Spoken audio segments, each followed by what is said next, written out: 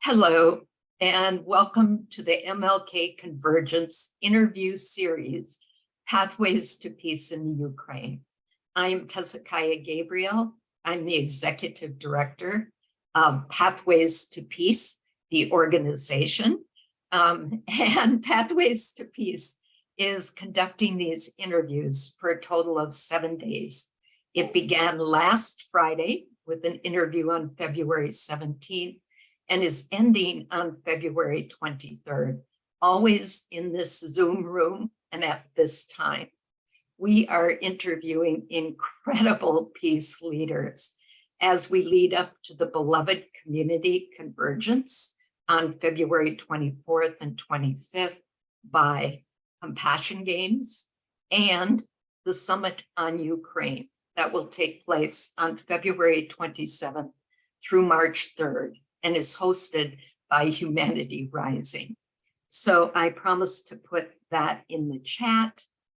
And so without any further ado, it's just my honor and pleasure and absolute delight to be interviewing Dr. Jenna Darko today. Jenna, from my own perspective, is a true luminary and an embodiment of oneness consciousness. So let me tell you a little bit more about Jenna in her own words. So Jenna Darko, PhD, is a film writer and peace activist. Her aim is to bring to the big screen a new mythos to awaken the human spirit as the foundation for our evolving humanity. She seeks to translate the visionary inspiration of film into tangible action through partnering with individuals, communities, and organizations so that together we can bring our shared dream of world peace into a living reality. She centers both her creative work and sacred activism around the vision of horses, helping to lead humanity beyond our ways of war and dominance into new ways of walking together in peace as we remember our true place in the circle of life on this beautiful garden planet. The depth of her compassion comes from over a decade of experience in working with veterans of war, survivors of sexual trauma, and people contemplating suicide, before turning her attention to the structural aspects of how societies can begin to overcome such suffering. The heights of her faith come from knowing that the human heart is empowered and is empowered to be able to take action and to create peace, unwinding all of our personal and collective wounding so that we can come to know the meaning of living heaven on earth. Jenna, thank you so much for being here. So, Jenna, this is a very loose interview. What I mean by that is I'm going to be asking you some questions, but I really do not want you to be limited by those questions, because more than anything, I want to know, we want to know anything that you wish to tell us, anything that's on your heart, anything that comes through.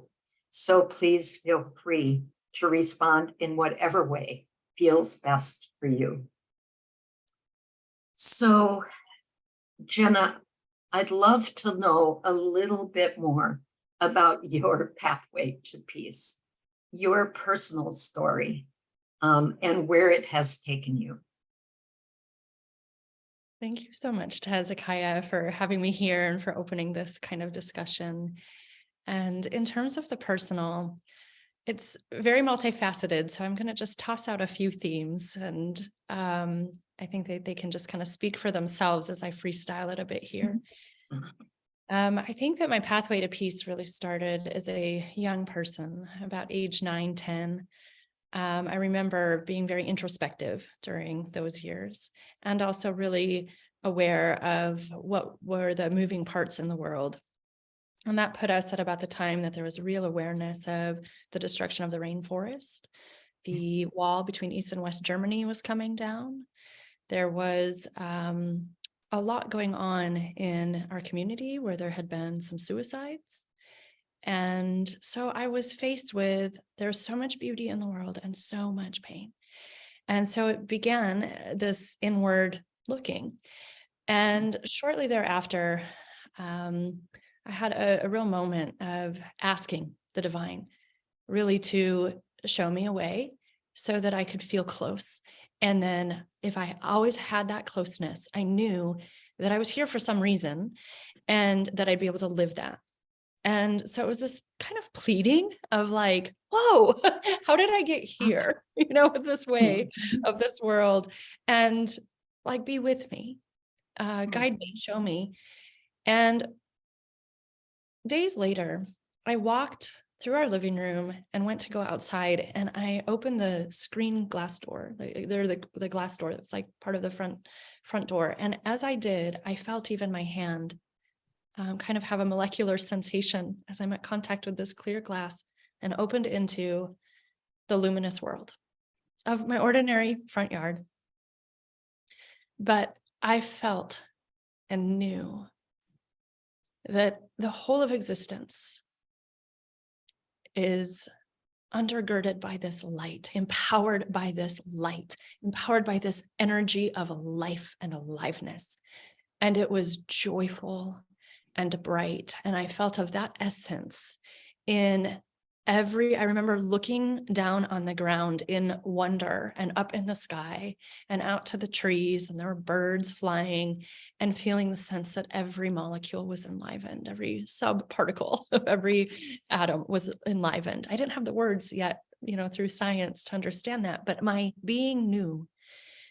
And I knew that this was a transcendent experience, and that it was also an experience to bring me fully to the earth and to this life within this world, by opening like this doorway of knowing that there was no separation from the divine. That ask of be with me that I had pleaded for was even part of the illusion. And it dissolved in those moments of seeing the sparkling soil, these soaring birds, the leaves fluttering in the trees. I felt this sort of like soul essence of every blade of grass. And all of it was dancing in harmony together in that moment. And so that was a life-changing, pivotal point for me. And I would have some of those moments come and go over time. But honestly, I think I went through what many of us go through. And there's more of this density that starts to accumulate as we walk in this world. And so I learned science. I knew from that point of realizing the luminous nature of existence that I was here to interface with humanity and to bring some kind of this knowing of this love and awareness that it's like a play, that it's a game, that it's a set of conditions, and that what we're really here to do is touch on that love, touch on that everlasting wholeness. But I didn't know, how do you bring that to people? Anyway, I ended up studying and became interested in the human condition in various ways, through arts, through science, through looking at the body and anatomy, and through the mind and philosophy of mind and psychology. And so I ended up pursuing then a PhD in psychology, thinking that this is a way to meet with the suffering of the human existence and bring some of that loving compassion that I know is the essence of what heals us, brings us home. Between those times, I also developed a deep bond with horses, and that really carried me through. So many twists and turns in my own journey. And it was this constant grounding and this constant heart opening. And so I came to really know that these horses were this heart opening bridge of heaven and earth. And so I've kept that with me through all of these years. But as I really developed a career, it was in the field of psychology. And I ended up really developing a specialty in trauma. I worked at the Veterans Hospital in Minneapolis for several years, and then departed from that into private practice, where I still saw a lot of veterans, as well as in my early training, I had worked at some universities and college counseling centers where the bulk of trauma, unfortunately, on campuses is sexual trauma. It's a problem in the military as well. So I was immersed in that, and then had also a lot of clients with suicidal ideation. So I developed a specialty in working with that. So really in the depths of the pains that humanity suffers, really working with people who had come home alive from war, but many of their comrades didn't. And many described themselves as feeling like parts of them were now walking ghosts in their old life as they tried to integrate back into the world, even though now they were on a land that operates in peacetime. Something had been so deeply experienced in them that they were carrying war with them on the American soil as they returned home. And so it became very clear to me that the cost of these wars, and I at that time saw people who were deploying in what are, still active territories of war, or what we call peacekeeping. We can discuss that phrase as we go, perhaps. All the way back to, we still had a couple of men who had served in World War II during the years when I was there. So you're seeing a broad spectrum of who has gone into war and then come home. And it really touched me very deeply. So as I continued through those career years, really working with individuals and groups, I developed also an interest in some public education and working with policy, and did some lobbying at state and federal levels. So gained some glimpses into the inside workings of our social structures. And then that called me over time to step back from this more face-to-face meeting of humanity and looking at this socially, looking at this structurally, looking at this in terms of our collective energies. And through stepping back and just where I was at in my own life, that big wave of spirit came back into my being. And really, it became clear to me that that was the essence that underlies this healing that we all seek, that underlies this ability to be peace, to know peace, to ripple peace forward into the world, and joy, and all of these other things that are also part of that true essence of us. So then it became all combined into really one thing. What brings us home to that true essence? And really knowing that I also trained with some peace activist groups, studied into peace literacy with one model, and really that the foundation for where do we seek peace and how do we bring peace into the world, it must come from the true place of peace itself, which we find inward, and which we find in relation, which we find in our deep connectedness with Mother Earth and with all of the cosmos. So it returned me this sense of wholeness, this sense of that light that I had felt in this luminous existence way back, over 3 decades ago. So that's been kind of my pathway to peace. Wow. Multifaceted way, but that over time I can see is really one thing, and it's coming home to the heart, and home to the moment, and home to the sense of the preciousness of life. Yes. Thank you so much for all of that, Jenna. That it is about love. It is about that inner peace, love, compassion that we radiate out. It is that we are all one. It is that we all have purpose. And I think, as always, you just hold up that beautiful mirror that reflects all of what each of us know and need to remember about our own true nature. So thank you, thank you, thank you. That was beautiful. And so I'd love to know a little bit more about the origin of your current work. So talk a little bit about that. Yeah, so currently I am immersing myself in film scripting for a series. The name of the series is called The Phoenix Rose.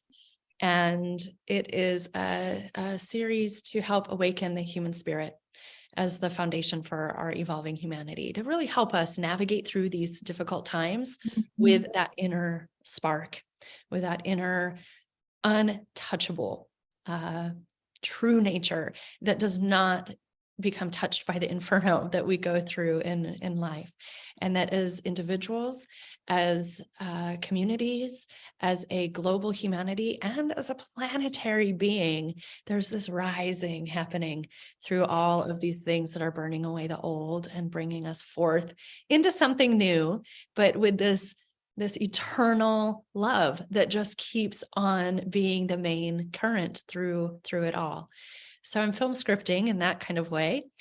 And really, it is a story to help us see the potential for living in world peace, the potential of navigating those inner tangles that we experience as one being navigating this life curriculum, and the tangles that we have developed together across continents, across many aspects of what we might consider division, whether that's geopolitical, whether that is color of skin, lines in the sand, different identities that people hold or hold against one another, all of it really needing to be broken down into these are diversities, these are multiplicities that are being lived as cloaks, as costumes of this oneness, so that we can really become capable more and more of seeing ourselves in one another, seeing love in one another, seeing this great harmony that exists between us. So the scripting kind of brings us through that and into, as we untangle, as we unwind all of this wounding, then what beauty starts to come forth? What kind of resonance? What kind of cooperation? What kind of beauty really can we be co-creating? We have all that we need to be able to live in glorious ways on this earth. And we have some need for kind of dusting some of this layer after layer of forgetting off so that we can come into this deep remembering of who we really are and how we can really exist together. And so the film does not shy away from the pains of the world, but brings us to them in a way that gives us hope that these are things that we are navigating through in this evolutionary impulse of returning to love and becoming in this evolutionary way where we are progressing.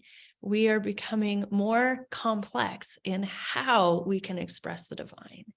But the irony is that we have to really return to the simplicity of who we are and how to get there in order to enliven that potential.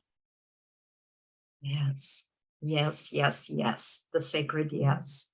So soon we're going to move into a pause for peace with our peace wave at 12 noon. And I'll talk a little bit about that, but we have a few minutes and we'll talk more about this when I bring you back after the peace wave. But what have the horses, and I know you are one with your horses, I know, and with everything. But tell us a little bit more about how the horses have brought wisdom to you into this current place that you're in, your evolving spirit. Yes. And I will say with the horses, we have our moments about oneness for sure. And I feel essence to essence, we exist in that way. And we have our moments where it's like, wow, how we missed each other. You know, how are we going to navigate today? How are we going to do this one step? And the horses that are with me, one in particular, carries a lot of trauma history himself. And so they have taught me so much about healing of trauma. Their mother was the first horse that I had, and she came to me through having been through a good deal of trauma. And so she was really the first one that I was with, that I really understood the benefit of patient, loving openness, just seeing the other in the exact way that they are right in that moment, and connecting and leaving space for that connection to be something that gets chosen by the one who is maybe pulling back in some doubt and then coming forward into a connection. So that is some of the little seeds that started with the horses. And then over the years, we've had quite a journey of many types. One of the main things, and I know that I've shared this with you before, one of the main things that has really spoken to me is a pattern of injuries actually that happened with these horses, where their mother and then the female horse that I have right now, as well as my dog, three, Mhm. three of these animal beings had leg injuries, a leg wound, a leg that was either fractured or a very deep bone injury. And they needed extensive care and patience and rehab, walking to help heal these bones. And it became this teaching that hit me of like, what is going on? 3 times these leg bone injuries. Well, the first one was on Martin Luther King Day, 1995. And this mother horse had been kicked in the pasture by another horse, and I heard the sound of a metal cleat on bone from behind me ricochet through the cold January air of Minnesota. And in that instant, I was home from school because it was Martin Luther King Day. And in that instant, my soul knew that that date mattered, that I needed to bookmark that this was Martin Luther King Day and that this thing happened. And I knew in that split second that it was life-changing. And it ended up being over time. It was in the moment of care, and it was in the several months of her recovery. And then this repeating theme kept happening. And all 3 of these bone healing times have occurred over Martin Luther King Day period. And so that theme kept coming back. And I heard that the thing that archaeologists note defines the presence of humanity and civilization is a healing leg bone, or a leg bone, evidence of a leg bone that has healed. And so I was able to then go, that's the message that Spirit is sending me, is that this is about healing at a bone level, and our willingness to help each other have life when life is threatened is what defines our humanity. Yes, and you have carried that into your work in beautiful ways, haven't you? Yes, and trying to do more of that by being able to bring a message forward to humanity so that we can understand that this is who we are. And we are here meant to care for one another. It's in our Yes, bones. such an important message. So I think, Jenna, that I'm going to take us into the pause for peace. And I'm going to talk a little bit about the origin of the Pathways to Peace Wave. And then we will together, and of course, invite everyone who is present here with us to join the wave. And the Peace Wave is very simply a minute of silence and a moment of peace that is celebrated around the world and practiced around the world at 12 noon in all time zones. And so the Peace Wave was introduced to the world by our beloved founder of Pathways to Peace, Avon Madison. And the Pathways to Peace in the Ukraine interview series, this being one of those, is to honor Avon as well as to enlighten through the various peace leaders that we're talking with this week. But Avon Madison passed. She ascended about a year and a half ago. And of course, we know that she's still guiding and directing our work from the other side. But she introduced the Peace Wave in 1983. And Avon was very instrumental in working with the Assistant Attorney General to the UN, Robert Mueller, in the very early 80s of bringing forward the resolution to declare the International Day of Peace.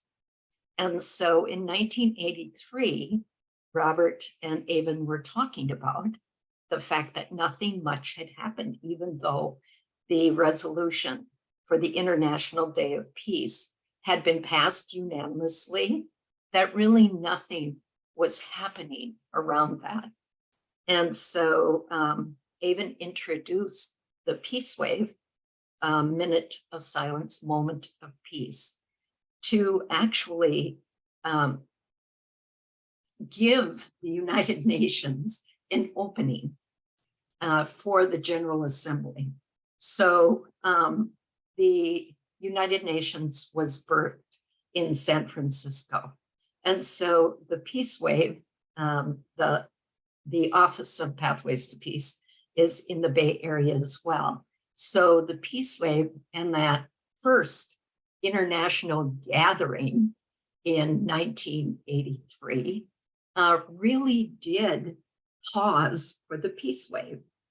And what that meant in those days is all telephone calls halted, all radio broadcasts halted, television halted for 1 minute to honor peace. And so from that time, now millions around the world practice the peace wave at noon in every time zone. And therefore, having peace wash around our planet. And so we hope, as a way of practicing our pause today with the peace wave, that others that are here will feel inspired to add that peace wave and to join that peace wave from this point forward. So we invite everyone to pause, and I will set up the peace wave as we go into a bit of a meditative state. You don't need to do this when you're practicing at home. And then we'll have that minute of silence, moment of peace after I've set it up. So I would just invite everyone here to just relax into their chairs, to breathe a little bit more slowly and a little more deeply. Perhaps it helps to put your hand on your heart. And if it helps you to count, you can do 5 counts on the inhale and 5 counts on the exhale. As we just together join that sacred breath, the one breath, as we breathe together. And if the mind strays, that's okay. Just bring it back to that beautiful, sacred breath.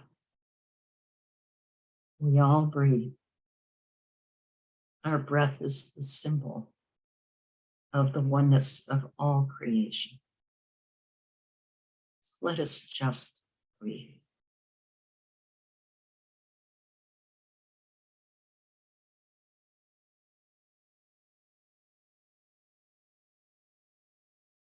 And when you feel that there's a nice pattern to your breath, that it feels comfortable, I'd like to call your attention to the center of your chest, the seat of the heart,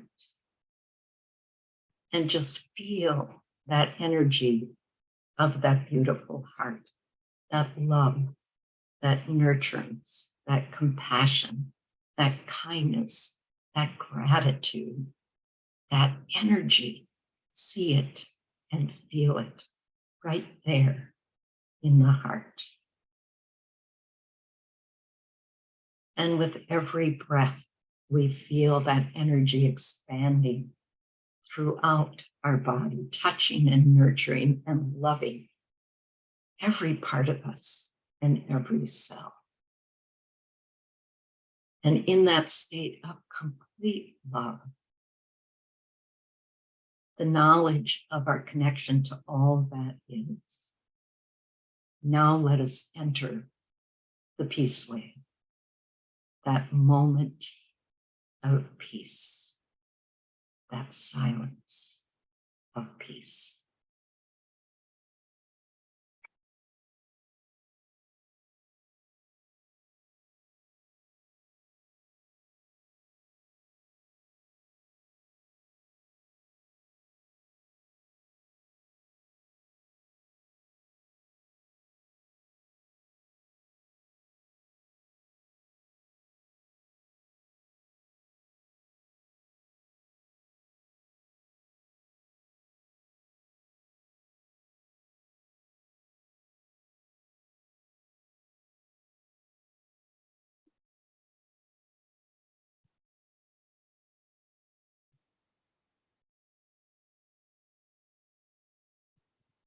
Thank you.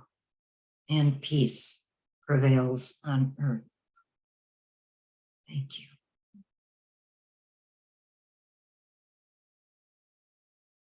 And now I'm going to bring back Dr. Jenna Darko, my beloved sister and peace leader. So Jenna, thank you so much again for being here. So as you know, the title of this series of interviews is Pathways to Peace in the Ukraine. And we are leading up to Humanity Rising's call to action on the war in the Ukraine, which is following the beloved community convergence on February 24th and 25th. The summit on the Ukraine will take place on February 27th through March 3rd and is hosted by Humanity Rising. So you've touched a little bit about your work with veterans and what they carry from their experience in the wars of our world.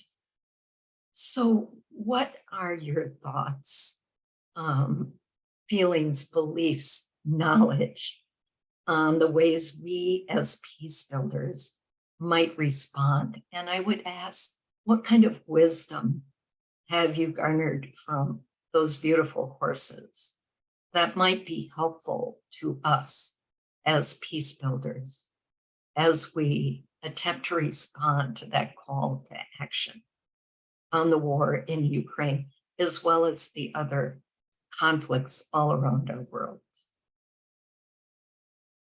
Yes, thank you, Tezakaya. And I'll just note that, man, we could have a whole series, we could, those of us who delve into peace work in the world know that this is our life work, that it's continuous, that all of our conversations, that thousands and thousands of hours, millions of cumulative hours go into these kinds of yearnings and questions and hopeful ways that we can make contributions. So I just want to acknowledge that this is just this tiny scratch of the surface, even on the conversations that you and I will have and have had about what you've asked. And so I'll also say that in addition to working with veterans, I have numerous friends from multiple generations and many, many places that have been war-torn on the world that have survived or have had family members from generations past that have survived.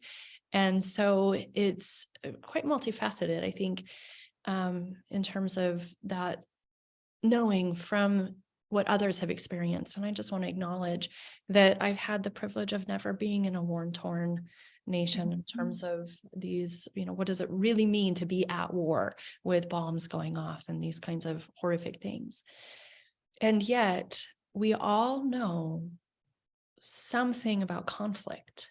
We all know something about horrible conflict that makes us feel like, oh, this is the world at war, in these little micro moments of hatred or greed bursting forward in our community, in our home, possibly in the recesses of our mind, if we're rehearsing something that happened that was a conflict in our lives. So it's not separate from, right? Like these big wars that manifest outwardly in terms of nations being at horrible conflict is really the same energy threads that go through any of us when we are in these little smaller moments of interpersonal conflict or inner conflict, if we have a tension inside us. So holographically, everything is contained. Everything is representing the whole. And so the power of that, I believe, is very truthful. And it is that as a principle of understanding the way of the universe that I keep looking back to in terms of, well, then what can we do? We, any one of us, in any moment, can find where are we at some sort of tension within ourselves, where are we at some sort of tension in our interactions. And that is the very same release into peace that needs to happen in this moment and in these big global contentions that are being held by millions of people going into battle. It's in terms of the energy principle, it is the same thing. In terms of how it manifests, it's dramatically different. So I want to just acknowledge that that's all kind of a part of where I come from in terms of being a film writer. How do we look at these as dynamics? And then being a sacred activist, how do we network? What can we do? I think what the horses show me in terms of the mundane is that we as a humanity in general, and there's a lot of diversity to this, but in general, we have lost our sense of feeling. We've lost our sense of feeling of being rooted in the earth, being connected to spirit, being one with spirit, being as spirit, being able to feel each other, being able to feel ourselves, being able to feel how do we move together. So one of the things that the horses have taught me is how to look at dominance, control, force, use of pain, use of threat, which are all actually very common ways that humans tend to interact with horses. And how to start unwinding that into a way of being together in more of a sense of communion, more of a sense of, I see you, I feel you, you see me, you feel me, and then consenting to any kind of movement, partnership, engagement, or disengagement with one another. And that to me is a building block of, if we could all learn ways to be able to resensitize ourselves to this kind of feeling, then we start to have bits of hope for how we can walk in the world together in peace. And with the horses, we historically have ridden their backs into war. These horses who are in the pastorates over my shoulder here have ancestors who were bred in the United States government war program during the Civil War. So that's an example of a divide and a tension that their ancestors were actually on both sides of, dying, fighting, being traumatized, and surviving enough that they were able to carry on their progeny. So that has been something that I've really looked into deeply on that ancestral level. And then in this kind of more etheric spirit realms, what is this essence that comes through of the wisdom of the horse? And it's really this wisdom of uniting heaven and earth through the heart, and knowing that we traverse the hell realms here too. The war in Ukraine is that. These wars that we have with loved ones, where we are suddenly not able to see loving eye to loving eye, is a little bit of a hell realm. It's that sense of separateness. But we can open the heart in that moment, because the heart is unified. In that moment, we can open it.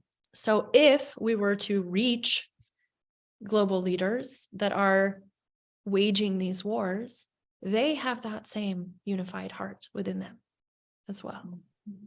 There may be more grip on these big momentumized actions that are leading to these huge world conflicts, which is some of the problem that we're all grappling with. How can we approach this as a global citizenship? But that essence is the same. And because we live in a holographic universe, any one of us that starts to work on that energy of being at war, we start to shift how it is carried and embodied in people who are carrying the densest and most volatile ways of that war. So it's very serious to me, and the horses show me this all the time in that way of meditation, that if we build new ways of really holding structures of peace, like herd-bound ways of coming into peace together, where it is a collective, we can start shifting that energy in ways that may be unbelievable to the rational mind, but because of how creation works, because of how energy works, because of how coherence and harmony versus disharmony and decohering, how that all works and operates, if those of us who really, really want to be peace-minded, peace-hearted in the world, if we become that and we mobilize in a structural way to really support many to become that and to hold that kind of resonance on the planet, it has a true ripple effect. And from one of the things that the horses have been through, and myself too, in healing from illness and recovering vitality, has been that a lot of these Western ways don't work for me and they haven't worked for them. So we have relied on Ayurvedic medicine and Chinese medicine and homeopathy, resonance, essences, of plants and animal essences to help recalibrate us into vitality, health, harmony, and wellness. So I think of acupuncture and that kind of way of reharmonizing the body as a great teaching that the horses have shown me. And then being able to be kind of in more of that spiritual communion way, seeing into the energies of the social structures, the energies of the planet. If we start to resource from the places of our humanity that are healthy and where there's positive flow of energy and relatedness flowing, that can start to recalibrate and open these blocked patterns of these deep tensions and wars that are on the planet, including this war with Russia and Ukraine. Mm. I don't know if that all kind of makes sense. Yes, We'll take it and just spit out a total lot. sense, total sense. Thank you. And more than sense really resonates with the heart truth, the truth of it. So thank you, thank you, thank you so much. And I will say, Go ahead, specifically please. with Ukraine, any one of us can only have influence wherever the dominoes of our life touch something that's happening. And truly, that's everywhere. We kind of have that 6 degrees of separation knowledge, right? Like we're not that separate from anything that's happening. But, for me, where is this war with Russia and Ukraine touching my life? It is through a friendship that I have with a woman who and her husband and their small community, that they are horse people and they're musicians in Ukraine. And so they are there living it on the ground. And she and I are in touch enough for me to know the sometimes daily ups and downs of that, of is there bombing in the backyard? Are they safe? They're taking in rescue animals. They are having safe spaces that people can go to for refuge and respite. And it's that heart of that love that they have with these horses that is buoying them up in spirit quite a bit as they go through. They are also musicians. And so knowing the power of music to teach us about resonance, to teach us about harmony, about how can we understand the metaphysical mechanics of our lives, Yes. they're there. And so for me, as this film writer who's writing the scripts through inspiration in my life, I know that the power of these musicians in Ukraine, bringing them into this global story, across different divides, and that Ukraine-Russian divide being one of them, is a part of the film series that I'm scripting and a part of the global networking work of how are we really going to do this? How are we going to heal? How are we going to alchemize? How are we going to bring resourcing into the places that need it? Where there Yes. may not be food, there may not be heat for them over these upcoming weeks. But there are some of us surrounding this. We can try to keep doing things like, continuously has been done. But their needs are becoming greater there. And so then our rising to the occasion to meet those needs to be upped as well. And we need to see this in action. So as a film writer, there's that imaginal part, but I'm also wanting to partner the film series and then other things that I do in life with tangible actions where we create networks and we mobilize resources so that the parts of us that are resourced emotionally, physically, logistically, can come in and start to recalibrate the places in our humanity where there are these kinds of troubled spots happening. Mm.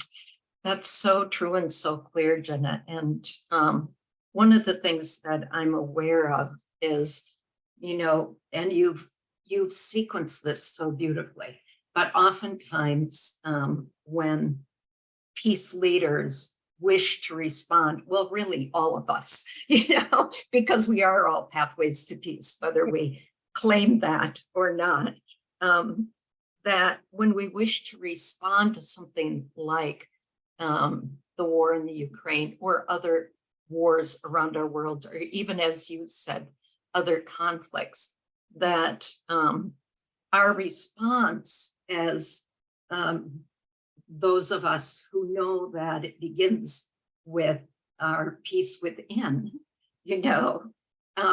when we talk about that, it always tends to feel inadequate in that people want to know, but what should I do? And so you framed it so beautifully, I believe, that it is powerful, first of all. Our peace within, our holding that frequency of peace and emanating that out, rippling it out, as you said, to the world, is powerful in changing everything. And then, having internalized that, embraced that, nurturing that, then we can be led into what we can do, as you said, organizing to provide food, to provide housing, to provide clothing, wherever our heart takes us, right? Yes. But we begin with holding that frequency within us, and then are led into those other actions. Yes. And it must be both in order for the piece to have a Yes, true ripple effect into the world, right? Like sometimes yes, people say, well, it can't be all, just this like wish for peace. And no, it can't be. It can't be a disconnected wish for peace at all, because it no, needs to be empowered action. And that empowerment must come from that true place of that that's right. peace. And then it needs to move compassionately into the world in order for it to have That's impact. right. And That's we right. need to be making true changes. One of the people that I have followed for a few years, and I'm so grateful for his teachings, his holding of presence, and then the philosophical understanding of, because he can articulate so well, this is the process, is Thomas Hubel and the Pocket Project. And he talks about trauma and the conditioning that we are in, where, if it's even just micro traumas of just forgetting our wholeness, it's frozen in us. It becomes frozen energy. It becomes the past frozen. So we're not living in the true fullness of now. To whatever extent there's pieces of the past that are frozen within us, maybe our own personal past, our familial past, our cultural past, our collective past. So that's what we're navigating as a humanity. It's a lot of this frozen stuff that doesn't know how to skillfully move to meet each moment. And there's both. There's this frozenness, and you think of a refrigerator or a freezer. It takes energy. You have to power energy into that freezer to stay frozen. So we are, as a humanity, spinning our wheels. We're using a lot of wasted energy and power that kind of just goes into keeping us locked.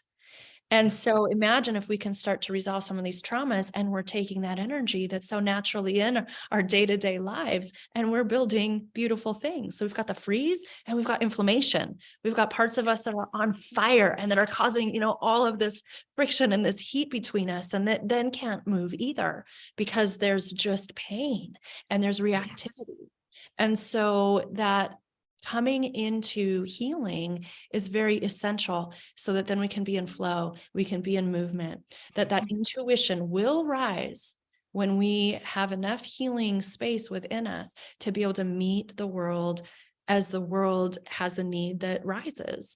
And yet it's like twofold. It must be from this peaceful place, but in order to even get truly to that peaceful place, a lot of us need support and resourcing. Yes. So that's where, for me, looking structurally beyond the individual facing trauma, but looking structurally and collectively and more creatively in terms of like, okay, how can we really empower this? Because we've got to get as creative as we can. We have to get as wise and as willing to act as we can with the level of intensity of these conflicts that are rising on the globe, as well as the resource depletion that has come because we've not known how to wisely steward and work with the resources that are abundant on this planet. So as we recalibrate all of that, then, and we must, if we want to see this planet be able to continue as a viable place for humanity to survive, humanity's got to wake up, rise to this occasion, come to the wisdom that will guide us there, and then compassion that will create some of this healing. So we need support to even know how to do that. But the wonderful thing is that there are people, there are beings on this planet that are healed enough to lend some of that resourcing. And I know one of the things that you and I talk about, and I love it when this phrase comes from your mouth, is that we have to do it together. Yes. We must do this together. It's Yes. the nature of the task before us. And what a beautiful opportunity and what a challenging opportunity that is when we look worldwide. And yet this is where we are.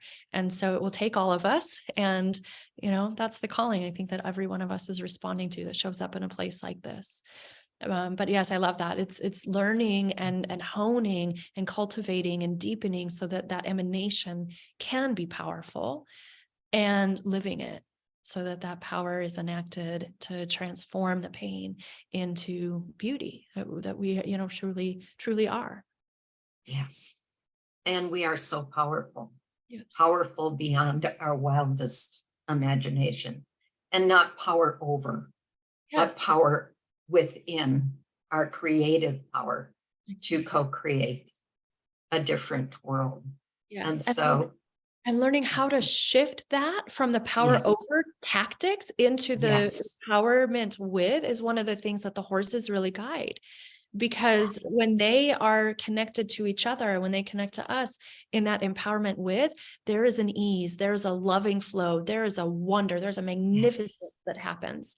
But when we act in those dominating ways, pain ensues, trauma ensues, and we become blind to it because it becomes habitual. We don't even know that we're perpetuating it.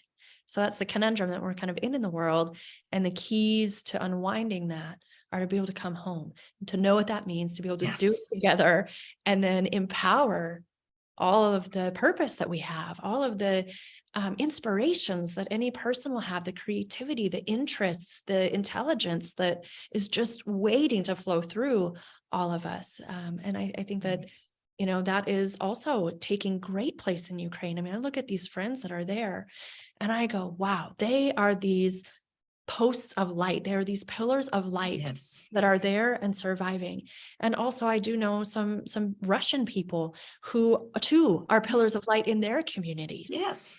And knowing that if we look at this in terms of the fractures, those breaks in our humanity, we will feel hopeless. If we can look to where can truly like that, these be the cracks that the light comes in, and how can we resource the light that is there? How can we resource the strengths that are in the places of those traumatic conflicts? Then the light that is there will be able to come forward.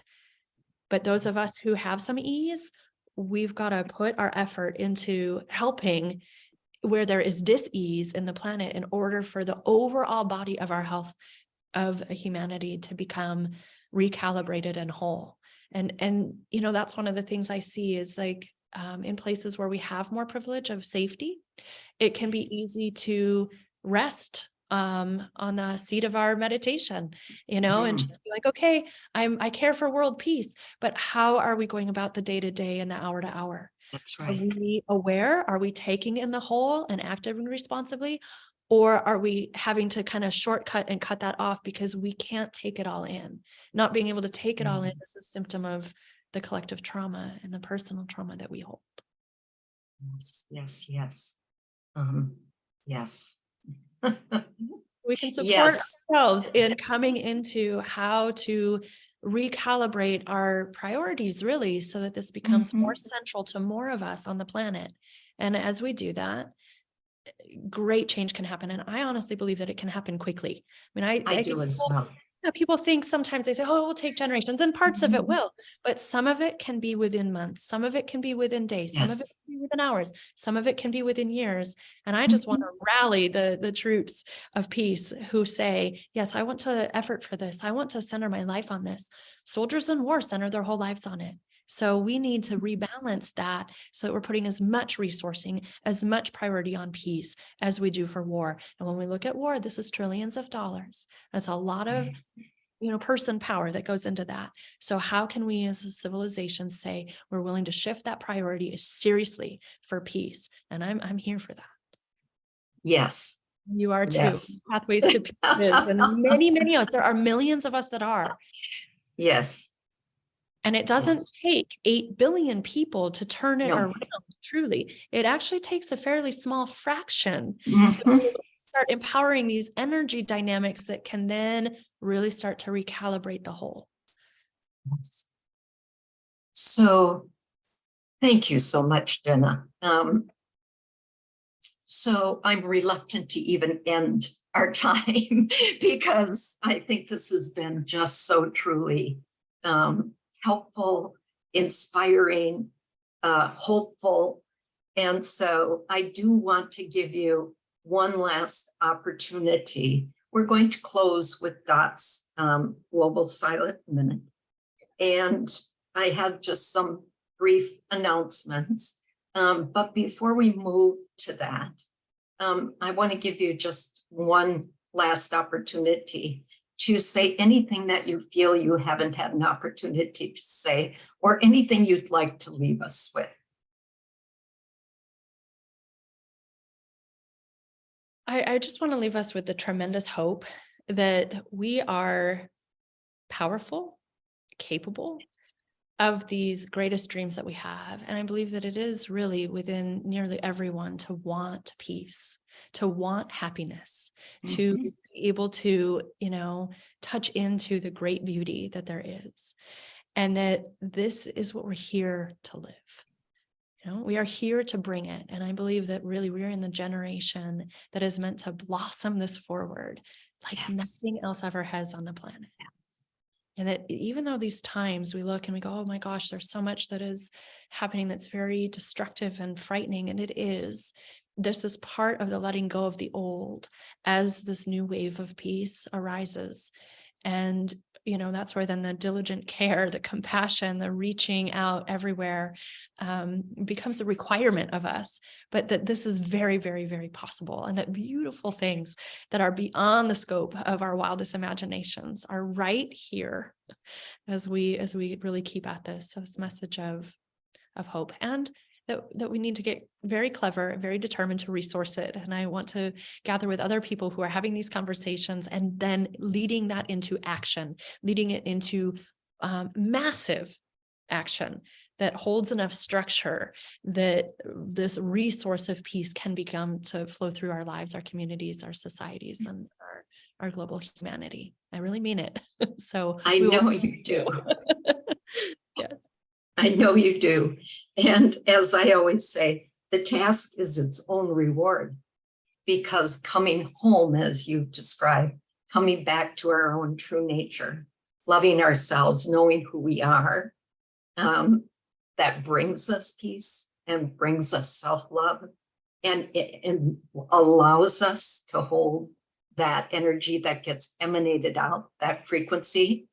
Wow, that's beautiful for us. And then we get to bring it into the world and into action. And so, Jenna, just as always, thank you so much. We're truly graced with your presence, not only here today in this interview, but the presence of your work on the planet, the presence of who you are. Thank you, thank you, thank you. And I want to thank our beloved audience that's here with us today. We hope you'll leave this conversation inspired and dedicated to take another step or to step boldly into your work for peace. I'm Tezkiah Gabriel from Pathways to Peace, the organization. And on behalf of the whole Pathways to Peace team, we hope you'll join us in our remaining days of interviews with some extraordinary peace leaders. Monica Willard's coming up. We have David Wick and Nina Meyerhoff. And I know, Jen, I've talked to you about Nina's work at Auschwitz to house the Ukrainian refugees, reclaiming that space to love. So I hope those of you who are listening and seeing and being here with us can join us here at the same time and in the same room. Tomorrow, we are featuring Leading and Acting for a Nuclear-Free World with Monica Willard at the same time and in the same room. And now we are going to close with Dot Neighbors Global Silent Minute. And so I'm going to pull up Dot's beautiful words. And let me say that Dot was very instrumental in requesting that Pathways to Peace do this series of interviews. And of course, when Dot asks, we immediately say yes. It's that sacred yes. And so I'm just delighted that we can bring in Dot's voice and Dot's energy and presence as we close with this Global Silent Minute. So Dot invites you to participate in the daily practice of a Global Silent Minute, the exact same minute everywhere, calibrated to 9 p.m. GMT for global cooperation, peace, and freedom. And now we will close with the Global Silent Minute, linking our hearts across distance, both sides of the veil, to invoke the spirit of peace as we hold the intention of the healing of nations, both within and between, for global cooperation, peace, and freedom, as we usher in the era of peace and put an end to all war and suffering. Let us prepare to enter the silence together. We take a deep breath and activate the spirit of peace within our own hearts.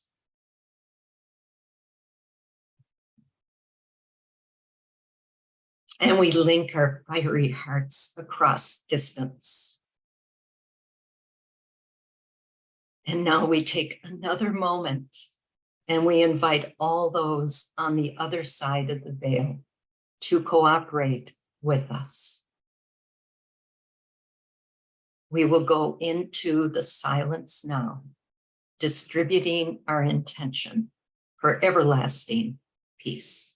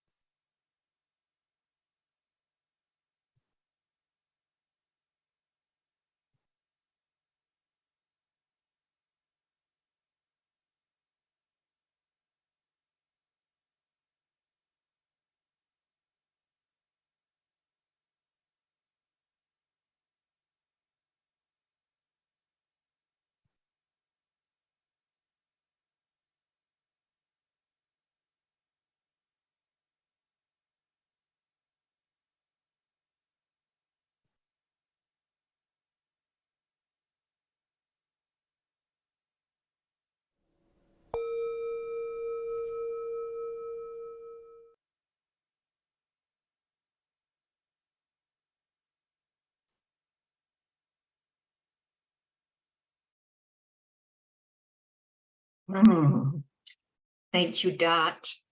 And thank you, Jenna.